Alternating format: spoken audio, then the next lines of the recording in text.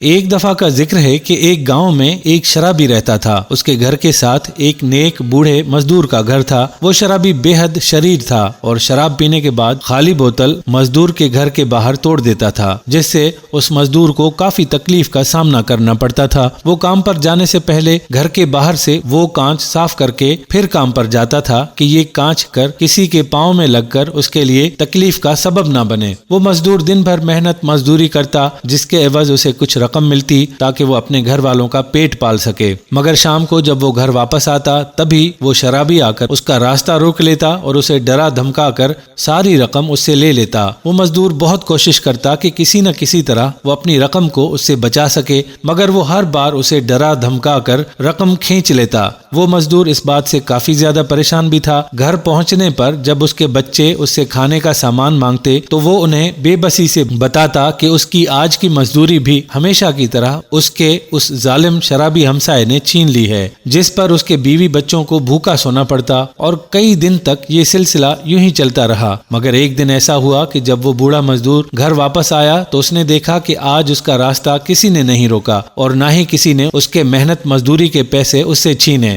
اس نے سوچا شاید وہ کہیں گیا ہوگا، اس لیے آج یہاں نہیں ہے، جس پر اسے خوشی بھی ہوئی کہ شکر ہے آج کسی نہ کسی طرح بالآخر وہ اپنے بچوں کے لیے کھانے پینے کا بندوبست کر سکے گا۔ لیکن جب کافی دن اسی طرح گزر گئے اور وہاں اس کا راستہ روکنے والا کوئی نہ تھا اور نہ ہی اس کے پیسے لینے والا تھا تو وہ تھوڑا فکر مند نظر آیا۔ وہ اس کے گھر کی طرف بڑھا تو اسے محسوس ہوا کہ دروازہ کھلا ہوا تھا۔ وہ اسے کھول کر اندر کی طرف بڑھا۔ اندر اس نے دیکھا کہ وہ شرابی کافی بیمار تھا، اس کی حالت کافی بگڑی ہوئی تھی اور اس کے گھر پر اس کا خیال رکھنے والا کوئی نہ تھا۔ وہ مزدور اس کی یہ حالت دیکھ کر کافی پریشان ہوا۔ اس نے نہ صرف اسے دوا لا کر دی بلکہ اسے کچھ کھانے کے لیے بھی لا کر دیا، اور جب تک وہ بالکل ٹھیک نہ ہو گیا وہ مسلسل اس کے گھر اس کی عیادت کے لیے جاتا رہا، جس پر اس شرابی کو بہت شرمندگی محسوس ہوئی اور اس نے سوچا یہ وہی شخص ہے جس کو اس نے بے حد تنگ کیا تھا، اور وہی مزدور اس کی بیماری میں اس کے کس طرح سے کام آیا۔ اس نے آخر کار اس مزدور سے پوچھ ہی لیا